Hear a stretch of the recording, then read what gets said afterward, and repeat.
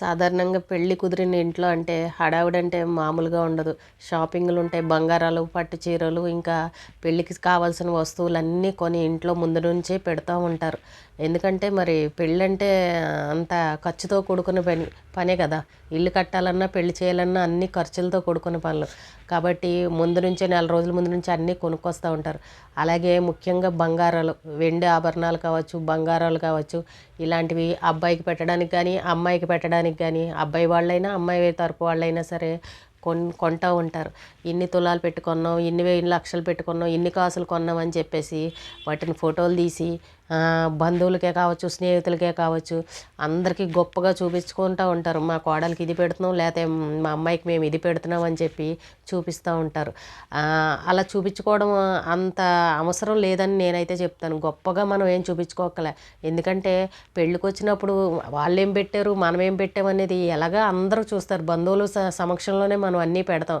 అప్పుడు ఎలాగా చూస్తారు. అప్పుడు చూసే దాని గురించి మనం ముందు నుంచే అందరికీ చూపించుకోవడం అంత మంచి పద్ధతి కాదని అయితే నేను చెప్తా. ఇప్పుడు మీరు నెల రోజుల ముందు నుంచి అన్ని వస్తువులు కొంటారు, ఇంట్లో పెట్టుకుంటారు. వాటిని కాపలా కాయాలి అని అంటే ఎంత టెన్షన్ ఉంటుందండి. ఇంట్లో పెడతారు, మీరు బయటికి వెళ్ళకుండా అవుతుందా? కుదరదు. శుభలేఖలు పంచాలి, ఏవో ఒక పనులు ఉంటూనే ఉంటాయి. షాపింగ్లకు వెళ్ళాల్సిన పనులు ఉంటాయి. అలాంటప్పుడు మీరు ఈ బంగారు వస్తువులు కొని ఇంట్లో పెట్టేసి ఇన్ని పనులు చూసుకోవాలని అంటే కొంచెం టెన్షన్గా ఉంటుంది, కొంచెం భయంగానే ఉంటుంది. కాబట్టి ఎవరైనా సరే బంగారం కానీ, వెండిలు కానీ, పట్టు చీరలు కొనడం, షాపింగ్లు చేసిన విషయాలు మాత్రం ఎవరితోనూ ఫోటోలు పంపించి షేర్ చేసుకోవాల్సిన అవసరం లేదు. ఎందుకంటే పెళ్ళికి వచ్చినప్పుడు ఎలా అయినా చూస్తారు. అది ఒక విషయం. లేదు అని అంటే మీరు ఖచ్చితంగా ఇంట్లో ఎవరో ఒకరిని ఉంచే వెళ్ళాలి.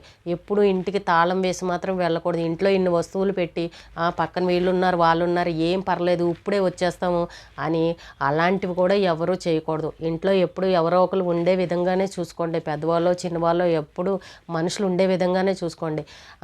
కానీ ఎవరికి గొప్పగా మాత్రం చెప్పుకోవాల్సిన అవసరం లేదు. అది చెప్పుకోవడం వల్ల మనకే ప్రమాదం తప్ప దానివల్ల ఏం కలిసి వచ్చే విషయం ఉండదు. అలాగే పెళ్ళిలో కూడా అబ్బాయి తల్లిదండ్రులు కావచ్చు, అమ్మాయి తల్లిదండ్రులు కావచ్చు, పీటల మీద కూర్చునే వాళ్ళకి ఆ పనిలో ఉంటారు. వాళ్ళకి ఇవన్నీ చూసుకోవాలని అంటే చాలా కష్టమవుతుంది. అమ్మాయికి పెట్టాల్సినవి, అబ్బాయికి పెట్టాల్సినవి వాళ్ళైనా వీళ్ళైనా సరే ఒక పెట్టి అనేది సర్దుకుంటారు. పట్టుకెళ్ళాల్సిన పట్టు బట్టలు, వాళ్ళకి పెట్టాల్సినవి పెట్టుబడి బట్టలు కానీ, గిఫ్ట్స్ కానీ, బంగారాలు కానీ, మంగళసూత్రాలు, చుట్టులు కానీ, ఇలాంటివన్నీ కలిపి ఒక పెట్టెలాగా సర్దుకుంటారు. అలాగా లగేజీ అయితే బాగానే ఉంటుంది. మరి అది పెళ్లి మండపానికి ఫంక్షన్ హాల్కి వెళ్ళినప్పుడు అలాంటి చోట ఖచ్చితంగా మన మనిషి అనేవారు ఒకరు నమ్మకమైన వాళ్ళు, మన బంధువులే కావచ్చు, మీ అక్క చెల్లెల్లో ఎవరు, అన్నదమ్ములో ఎవరైనా సరే, మీకు బాగా దగ్గర బంధువులు అయిన వాళ్ళని, నమ్మకస్తులు అయిన వాళ్ళకి ఒకళ్ళకి అప్పచెప్పేసేయండి. ఆడవాళ్ళు అయితే ఆడవాళ్ళు, మగవాళ్ళు అయితే మగవాళ్ళకి ఖచ్చితంగా అక్కడే ఉండాలి. మేము ఒక 5 నిమిషాలు వెళ్ళి పెళ్లి చూసి వస్తాము అని చెప్పేసి వాళ్ళు మాత్రం ఏమాత్రం పక్కకు జరగకూడదు. ఎందుకనంటే పెళ్ళిలో చాలామంది రకరకాలు ఉంటారు. పనివాళ్ళు వస్తుంటారు, బయట మన స్నేహితులు వస్తారు, మన బంధువులు వస్తారు, అందరూ తిరుగుతూ ఉంటారు అక్కడ. ఏమాత్రం ఏ వస్తువులు పోయినా మనం ఎవరిని నిందించడానికి లేదు, ఎవరిని అనుమానించలేము. తప్పు పట్టాలి అని అంటే మనం కూడా కొంచెం ఆలోచించాల్సిన పరిస్థితి. ఎవరు దొబ్బేశారు అనేది కూడా మనకు అర్థం కాని పరిస్థితి. ఇలాంటివి చాలా జరిగాయి. పట్టు చీరలు పోయి, బంగారాలు పోయి, డబ్బులు పోయి, గిఫ్ట్లు వచ్చిన పెళ్ళికి అబ్బాయికి అమ్మాయికి ఇచ్చిన గిఫ్ట్లు కూడా దొబ్బేసిన వాళ్ళు ఉన్నారు. కానీ ఎవరు ఏం చేయలేక అలా పోతే పోయిందని వదిలేసుకున్న వాళ్ళు కూడా చాలామంది ఉన్నారు. కాబట్టి మీరు ఎప్పుడూ నమ్మకంగా మన ఇంట్లో వాళ్ళని, సొంత వాళ్ళని ఒకళ్ళని మాత్రం ఇవన్నీ చూసుకోవడానికి ఒకళ్ళని పెట్టేయాలి. పెద్దవాళ్ళని పెట్టేసి మనకి ఏది కావాలంటే వాళ్ళని ఇంట్లో వాళ్ళే వాళ్ళ దగ్గర అడిగి తీసుకునేలాగా విధంగానే ఉండాలి. ఎవరు పడితే వాళ్ళు వచ్చి ఇచ్చేసే విధంగా ఉంటే కూడా అగో నేను వాళ్ళకి ఇచ్చాను, నేను వీళ్ళకి ఇచ్చాను, తను అప్పుడు తీసుకెళ్ళింది ఇప్పుడు తీసుకెళ్ళిందని ఇలాంటివి కూడా చేతులు మారే విధంగా కూడా చూసుకోకూడదు ఎప్పుడు కూడా. ఎందుకంటే తల్లిదండ్రి బిజీగా ఉంటారు, వచ్చిన వాళ్ళని చూసుకుంటూ ఉండాలి, పెళ్లి కార్యక్రమంలో ఉండాలి. కాబట్టి మనకు నమ్మకమైన వాళ్ళని ఒకళ్ళు మాత్రం ఈ సామాన్ల దగ్గర, బట్టల దగ్గర, ఈ బంగారాల దగ్గర, మొత్తానికి పెళ్ళి పెట్టి దగ్గర మాత్రం ఒకళ్ళని పెట్టేయాలి. అలాగే పెళ్ళి దగ్గర గిఫ్ట్లు ఇస్తూ ఉంటారు.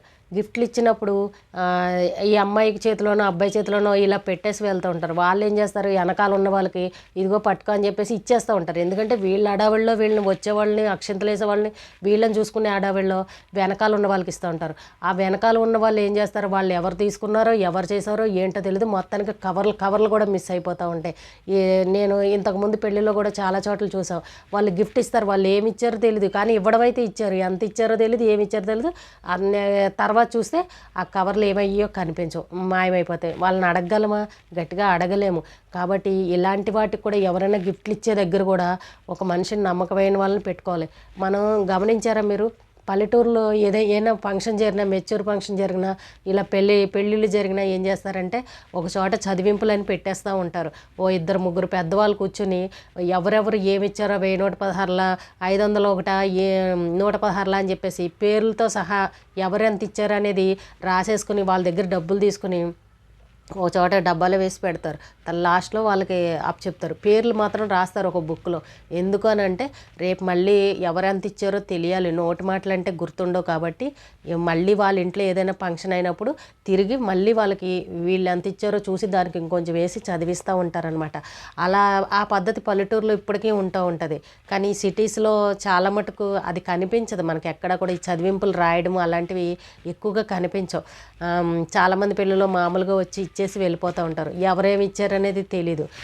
కాబట్టి ఇలాంటి విషయాల్లో కూడా జాగ్రత్తగా మనకు నమ్మకమైన వాళ్ళని మాత్రం ఖచ్చితంగా పెట్టుకోవాలి. ఎన్నో పెళ్ళిళ్ళలో బంగారాలు పోయాయి, వెండిపోయాయి అని చెప్పుకుంటూ ఉంటారు, కానీ ఏమీ చేయలేని పరిస్థితి. ఎవరు దొంగలని అనలేం, బంధువుల్ని అనలేం, బయట వచ్చిన స్నేహితులని అనలేం, అక్కడ పని వాళ్ళని అనలేం, ఎందుకంటే అందరూ ఉంటారు కాబట్టి. అలాగే ఇప్పుడు ఎక్కువగా కూడా చాలామంది ఏంటంటే ఈ వెండి వస్తువులు కానీ ఏదైనా సరే తగ్గించేశారు వాడడం పెళ్ళిళ్ళు. ఎందుకంటే హడావిడిలో పోతాయని ఇప్పుడు ఈ జర్మన్ సిల్వర్ అనేది వచ్చేసింది. ఇప్పుడు ప్రతి ఒక్కరు కూడా అవే బాగుంటున్నాయి అని చెప్పేసి అవే కొనుక్కుంటున్నారు. ఎందుకంటే వీటిని కాపలా కాయలే పరిస్థితి కాబట్టి. కొంచెం రేటు కూడా రీజనబుల్గానే ఉంటుంది, మనకు చూడడానికి లుక్ బాగుంటుంది, అందంగా కనిపిస్తున్నాయి, భయం ఉండదు. ముందు భద్రతగా మనం కాపలా కాయాల్సిన పరిస్థితి ఉండదని ఇప్పుడు ప్రతి ఒక్కరు కూడా జర్మన్ సిల్వర్ కొనుక్కుని వాడుకుంటున్నారు. కానీ ఇంకా కొంతమంది అలా పెట్టేవైతే అమ్మాయికి పెట్టేవి మంగళసూత్రాలు కావచ్చు, పెట్టే నల్లపూసలు కానీ బంగారు తాళ్ళు కానీ నెక్లెస్లు ఏమైనా పెడుతూ ఉంటారు కదా ఆడపిల్లకి. అలా పెట్టినప్పుడు కూడా మరి అలాంటివి బంగారంవే ఉంటాయి కాబట్టి వాటిని కూడా మనం జాగ్రత్తగా చూసుకోవాల్సిన అవసరం ఉంది. కాబట్టి ఇంట్లో ఎవరైతే మీకు నమ్మకంగా ఉంటారో వాళ్ళకు ఒక వ్యక్తికి అప్పచెప్పేసేయాలి మీరు ఖచ్చితంగా. అలాగే డబ్బులు ఖర్చు పెట్టే విషయంలో బ్యాండ్ వాళ్ళు ఎంత అడిగారు, లేకపోతే భోజనాల వాళ్ళు ఏదో కావాలని అడుగుతున్నారు, లేకపోతే పందిర్లు వేసేవాళ్ళు ఇంకా ఇదేదో తెప్పించాలంటున్నారని ఈ చిల్లర ఖర్చులు ఉంటాయి. అవి కనిపించవు ఎంత ఉన్నా సరే. అలాంటి వాటికి ఒక క్యాష్ పెట్టేసుకుని ఒక ఇంత అమౌంట్ అని ఒక వ్యక్తికి ఇచ్చేసి అతను ఎవరెవరికి ఏమి ఇస్తున్నారో అని ఏదన్నా మనకి అక్కడ ఏ ఖర్చు కావాలన్నా సరే ఆ వ్యక్తిని అడగండి ఇస్తారని చెప్పేసి అక్కడ పంపించేయడం, ఆ వ్యక్తి ఎవరికి ఏమి ఇచ్చాడో బుక్లో రాసి పెట్టేయడం. అలా కనుక చేస్తే కనుక మీరు ఎంత ఖర్చు పెట్టారనేది ఒక లెక్క అనేది తెలుస్తుంది. లేకపోతే పెళ్ళింట్లో ఎంత ఇచ్చినా ఎవరికి ఇచ్చామనేది లాస్ట్కి గుర్తుండదు, కానీ డబ్బులు మాత్రం అయిపోతూ ఉంటాయి. మళ్ళీ మనం అడిగితే వాళ్ళ కింద ఇచ్చామా వీళ్ళ కింద ఇచ్చామా అని గుర్తుకు రాదు టైంకి అడిగిన వాళ్ళకి కూడా. కాబట్టి ఇలాంటి అవసరాలు ఉంటాయి కాబట్టి కొంత క్యాష్ని ఎలాగ పెట్టుకుంటాం. మనం పెట్టుకున్నప్పుడు ఈ పిల్ల తల్లిదండ్రి అంటే బిజీగా ఉంటారు కాబట్టి బంధువుల్లోనే ఎవరికన్నా ఇంత క్యాష్ ఇచ్చేసి ఎవరికి ఏ ఖర్చు కావాలన్నా ఏ అవసరం కావాలన్నా 100 రూపాయలు ఇచ్చినా 1000 రూపాయలు ఇచ్చినా కూడా ఒక లెక్క అనేది రాసి పెట్టేసేస్తే ఎవరికి ఎంత ఇచ్చామో రేపొద్దున అంత పెళ్ళి అయిన తర్వాత మనకి ఎంత ఖర్చు అయింది ఏంటి, ఎవరెవరికి ఏమి ఇచ్చాము, ఇంకా బ్యాలెన్స్లు ఎవరెవరికి ఎంత ఇవ్వాలనేది ఈ లెక్కలన్నీ మనం చూసుకోవడానికి బాగుంటుంది, ఈజీగా ఉంటుంది. లేకపోతే ఎవరికి ఏమి ఇచ్చామో తెలీదు, అడావిడిలోనూ లాస్ట్లో వచ్చి నాకెవరు ఇవ్వలేదండి అని అంటారు, నాకే ఇది ఎంత ఇవ్వాలండి అని ఇలాంటివి కూడా జరుగుతూ ఉంటాయి. కాబట్టి మనకి ఏదైనా సరే క్లారిటీగా ఉండాలి అని అంటే మన బంధువుల్లోనే నమ్మకమైన వాళ్ళని ఈ 2 పనులకి చూసుకునే విధంగానే చూసుకోవాలి. అలా పెట్టుకున్నప్పుడే మనకి ఏది కూడా లోపాలు అనేవి జరగకుండా ఉంటాయి. ఇలాంటివి పోవడము అలాంటివి ఏమీ ఉండవు అనమాట. భద్రంగా ఉంటాయి మన వస్తువులు మనకి ఎక్కడికి పోకుండా. ఇంకా పెళ్ళంటేనే ప్రతి ఒక్కరూ ఎక్కడెక్కడ వాళ్ళు వస్తారు. ఇంటి దొంగని ఈశ్వరుడైనా పట్టలేడని అన్నట్టు ఏది పోయినా కూడా గమ్మున ఎవరిని తప్పు పట్టలేము. ఎందుకంటే మన ఇంటికి వస్తే మమ్మల్ని ఇలా అన్నారా పెళ్ళికి వస్తే అని అన్ని ఆ అపవాదులు కూడా మన మీద పడకూడదు. కాబట్టి మన జాగ్రత్తలోనే మనం ఉండాలి, ఎదటి వాళ్ళని నిందలేసే విధంగా ఉండకూడదు. అప్పుడు జాగ్రత్తగా మనం ఉన్నామని అంటే ఎలాంటివి లోపాలు రాకుండా ఎవరి చేత మాటలు అనిపించుకోకుండా మీ పెళ్ళి హ్యాపీగా జరుగుతుంది. ఇలాంటివన్నీ చూసుకోండి ప్రతి ఒక్కరు కూడా. అంతేగాని హడావుడి పడిపోయి గొప్పగా మేము ఇది కొన్నాం అది కొన్నాం అని ముందు నుంచే అందరికీ ఫోటోలు పెట్టుకుని చూపించుకోవడం కూడా అది చాలా తప్పు పని అని అయితే నేను చెప్తాను. ఎందుకంటే ఎవరి మనస్తత్వాలు ఎలా ఉంటాయో తెలియదు. గొప్పగా మనం చెప్పుకొని అందరికి పబ్లిసిటీ చేసుకుని మళ్ళీ వాటిని ఇంట్లో కాపలా కాయలేక టెన్షన్ పడి ఇలాంటి రిస్క్లన్నీ తీసుకోకూడదని అయితే నేను చెప్తాను. ఈరోజుకి ఇదేనండి. రేపు మళ్ళీ కలుద్దాం.